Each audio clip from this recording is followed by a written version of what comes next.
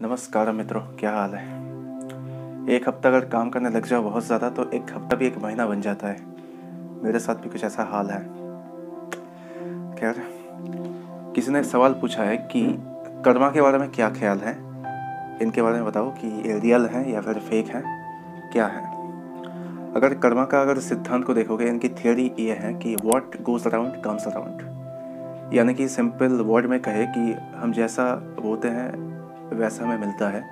यानी कि जो जैसा कर्म करता है उससे वैसा ही फल मिलता है। अगर तुम अच्छा कर्म करोगे तो फिर तुम्हें अच्छे रिजल्ट मिलेंगे, बुरे काम करोगे तो फिर बुरे रिजल्ट मिलेंगे। सिंपल सी थियोरी है, ठीक है। लेकिन इसके साथ एक जेन्युइन सा एक सवाल हर कोई पूछता है, और ये सवाल भी आता है कि अगर ऐसी बात है तो फिर अच्छे लोगों के साथ बुरा क्यों हो जाता है। Why do bad things happens to good people, है ना। और इस सवाल के साथ अगर कर्मा को डिस्क्राइब किया जाए तो ये बहुत ही अच्छा रहेगा। अगर ये सवाल किसी ऐसे इंसान से पूछते हो जो कर्मा की थ्योरी पे बिलीव रखता है, तो उससे जो जवाब मिलेगा कुछ ऐसा है कि गॉड जो होता है वो हमेशा इंसान को एक टेस्टिंग मोड में रखता है और बार बार उसे टेस्टिंग मोड में डालता रहता है। क्योंकि इसके पीछे फिलॉसफी ये है कि इंसान जितना ज़्यादा संघर्ष करता है उतना ही वो निखर के बाहर आता है, उनकी पर्सनैलिटी डेवलप होती है। और सिंपल ये रीज़न है कि हमेशा उसे ऐसे मोड में डाला जाता है, टेस्टिंग फेज में हमेशा डाला जाता है। चलो ठीक है, मानते हैं कि एक फिलोसॉफिकल एटीट्यूड है जो बहुत अच्छी बात है। पर यहाँ पे फिर भी देखोगे एक इंसान कॉन्स्टेंटली वो बिलीव करता है कि एक दिन सब ठीक हो जाएगा ऑटोमेटिक। अगर मैं अपना पूरा 100% अच्छाई में लगा देता हूँ तो एक मिस्टिक वे में हमें इसका रिजल्ट देखने के लिए मिल जाएगा। और इससे क्या होता है कि एक टाइम के बाद उसका पेशेंस धीरे धीरे घटने लगता है, क्योंकि पेशेंस की भी एक लिमिट होती है, उसे तुम लंबा ज़्यादा नहीं खींच सकते। और बहुत जल्द वो क्या होता है कि फ्रस्ट्रेटेड हो जाता है और आसपास के जितनी भी चीज़ें उनके साथ घट रही हैं वो कड़वा लगने लगती हैं और हर एक चीज़ों से बिलीव खोता जाता है। और एक नॉर्मल इंसान के साथ कुछ ऐसा ही होता है, और इसे मानने वाले लोगों की कमी नहीं है। अगर तुम 100 इंसान से पूछोगे क्या आप बिलीव रखते हैं कि अच्छे इंसान के साथ बुरा होता है, तो डेफिनेटली हर कोई बिलीव करेगा और हर कोई हाथ खड़ा करेगा। सिमिलरली अगर 1000 लोगों से पूछोगे क्या आप बिलीव रखते हैं, तो हर कोई हाथ खड़ा कर देगा। 1,00,000 लोगों से पूछोगे वो सेम ऐसे ही करेंगे। अब यहाँ पे सोचने वाली बात यह है कि अगर ये बात इतनी महत्वपूर्ण है तो फिर सारे लोग एक साथ कैसे रिलेट कर लेते हैं। सभी लोगों के लिए तो ये बात अप्लाई नहीं होनी चाहिए थी, लेकिन फिर भी ऐसा हो रहा है। अगर 1000 लोग यहाँ पे बैठे हुए हैं तो क्या 1000 लोग अच्छे हैं? एक भी बुरा इंसान नहीं है। गौर करने वाली इंटरेस्टिंग बात यह है कि हर कोई अपने आप को अच्छा क्यों समझता है। अगर तुमसे कोई पूछे कि तुम अच्छा हो या बुरा हो, तो डेफिनेटली तुम नहीं कहोगे कि मैं बुरा इंसान हूँ। इसके पीछे रीज़न ये है कि हम अपने आप को डिफाइन करते हैं उससे कि कौन कौन से काम हमने नहीं करा। जैसे हमने किसी का मर्डर नहीं किया, या फिर किसी की हत्या नहीं की, किसी को हमने पीटा नहीं, या फिर किसी वुमेन के साथ कोई मिसबिहेव नहीं किया, या फिर किसी के घर में चोरी नहीं करी। ये सारे काम हमने नहीं किया, तो इसका मतलब क्या होता है कि हम अच्छे इंसान हैं। पर बात वो नहीं है।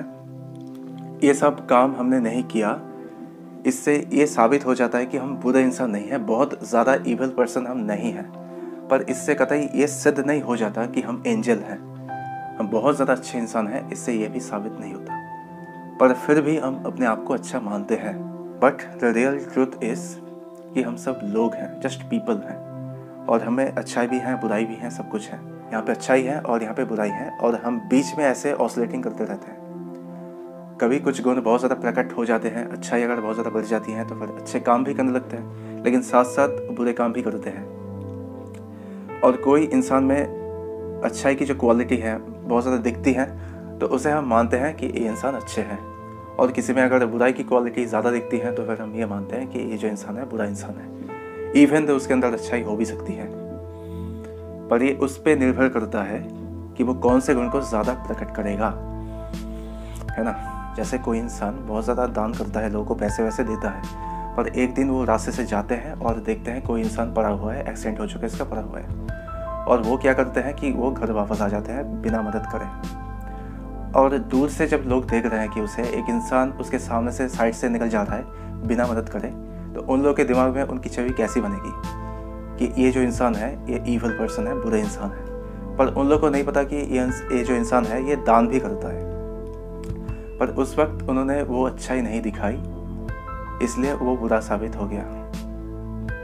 ऐसे हर किसी के साथ होता है। बट द पॉइंट यहाँ पे ये है कि तुम चाहे कितना भी अच्छा क्यों ना हो जाओ, कुछ लोगों के लिए तुम हमेशा बुरा रहोगे, क्योंकि लोग तुमसे भी हर्ट हो सकता है, चाहे तुम कितना भी अच्छा काम क्यों ना करो। तुम्हारी अच्छाई की वजह से कुछ लोग को बुरा लग सकता है, क्योंकि वो लोग जेन्युइनली कुछ ऐसे लोग होते हैं जो तुम्हारी अच्छाई को वो ज़्यादा देख नहीं पाते हैं, या फिर इंटेंशनली और अनइंटेंशनली तुमने किसी को हर्ट कर दिया, ऐसा भी हो सकता है। तो उन लोगों के लिए तुम बुरे इंसान हो, और वो वेट करता रहता है कब कर्मा आके तुम्हें हिट करेगा। एक छोटा सा उदाहरण लेते हैं। मान लो कि तुम्हारा दोस्त तुमसे उधार मांग लेता है 3000 रुपये, और कभी वो वापस नहीं लौटाता। तुम 1000 बार मांग लिए फिर भी वो नहीं लौटाता, और एक दिन तुम ये सुनते हो कि उसके घर से 10,000 रुपये खो गए, या फिर कहीं से वो पैसे ले आ रहे थे और उस वक्त पैसे खो गए। ये सुन के तुम्हारे मन में पहला थॉट क्या आएगा कि कर्मा ने उसे सज़ा दी है, क्योंकि एक टाइम पे उसने मेरा पैसा रख लिया था, इसलिए 10,000 रुपये कर्मा ने गुम करा दिया। पहला थॉट ये आएगा। या फिर कोई तुम्हारा इंसल्ट कर देता है, तो उस समय तुमने कुछ नहीं बोला और तुम वेट करते रहे कि कब कर्मा आके उसे हिट करेगा। और एक दिन तुम ये सुनते हो कि उसकी नौकरी चली गई है, या फिर उसका जो बॉस है बहुत बड़ा इंसल्ट कर दिया उसे।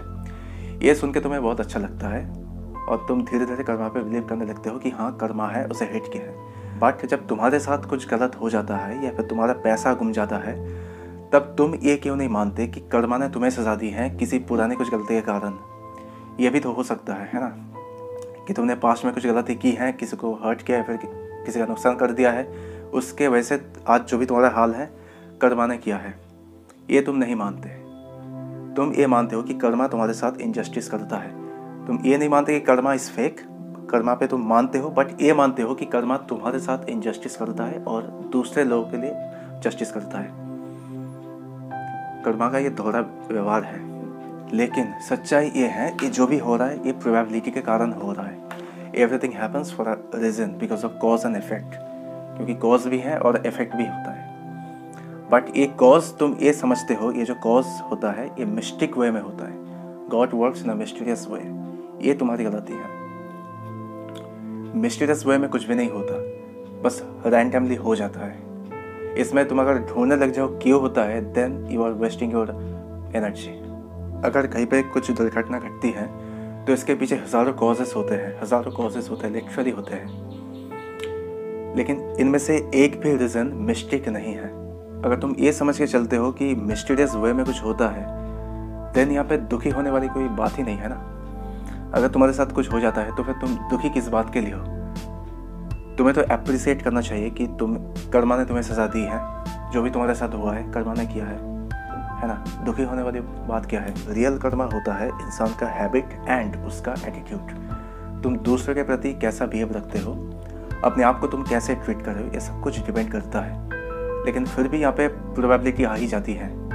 तुम अगर इस उम्मीद के साथ बैठे हो कि मैंने किसी की मदद कर दी है तो एक ना एक दिन मुझे भी मदद मिलेगी या फिर मेरे साथ भी अच्छा होगा, तो ये नहीं भी हो सकता है। इस एक्सपेक्टेशन के साथ रहना ही तुम्हारी गलती है। मे भी तुम्हारे साथ कभी भला हो सकता है, कभी बुरा भी होगा, भला भी होगा, कोई आके मदद भी करेगा। बट ऐसे नहीं है तुमने किसी की मदद की तो उसके बदले में तुम्हें ये मदद मिल रही है, ऐसे नहीं होता। कुछ ऐसे समझो कि तुमने किसी की मदद की तो हो सकता है उसके मन में ये भावना आ जाए कि हमें भी दूसरों की मदद करनी चाहिए। अगर वो दूसरों की मदद कर देते हैं तो इसमें तुम सक्सेसफुल हो, इवन तो तुम्हें पता नहीं चल रहा है कि दूसरों को मदद मिल रही है या नहीं। पर इस बात का संतोष तुम में है कि मैंने किसी की मदद की। अब हो सकता है उसने दूसरों को मदद करेगा या नहीं करेगा, उसकी बात है। अगर वो कर देता है तो इसमें तुम सक्सेसफुल हो। और एक रिलेटेबल एग्जाम्पल लेते हैं। मान लो कि तुम्हारा कोई रिश्तेदार है, कोई रिलेटिव है जो बार बार तुमसे पैसा उधार मांगता है और तुम उसे पैसा वापस नहीं मांग पाते, क्योंकि इससे संबंध खराब हो जाएगा। अब देखना, यहाँ पे नोटिस करने वाली बात यह है कि किसी में अगर ये आदत है पैसे बहुत ज़्यादा मांगने की, तो उसे अगर लाख रुपए भी मिल जाए तब भी वो इस आदत से दूर नहीं भाग सकता। वो मांगता ही रहेगा तुमसे ही या फिर दूसरों से मांगता रहेगा। वो ये देखता है कि तुम में वो पावर नहीं है पैसे वसूल करने की, और ये चीज़ उनके दिमाग में फिट हो जाती है और हर एक को तुम्हारी तरह समझने लगता है। एक ना एक दिन उसके साथ ऐसे एक इंसान का एनकाउंटर होगा जो अच्छी तरह से जानता है कि गले के अंदर हाथ डाल के कैसे पैसे निकाला जाए। ऐसे इंसान से वो अगर उधार ले लेगा तो एक ना एक दिन वो भुगतेगा ज़रूर। और ये सब कुछ हो रहा है उसका खुद का हैबिट और एटीट्यूड के कारण, खुद की आदतों के कारण। ये होता है रियल कर्मा, जो एक ना एक दिन उसे सज़ा देगा ही।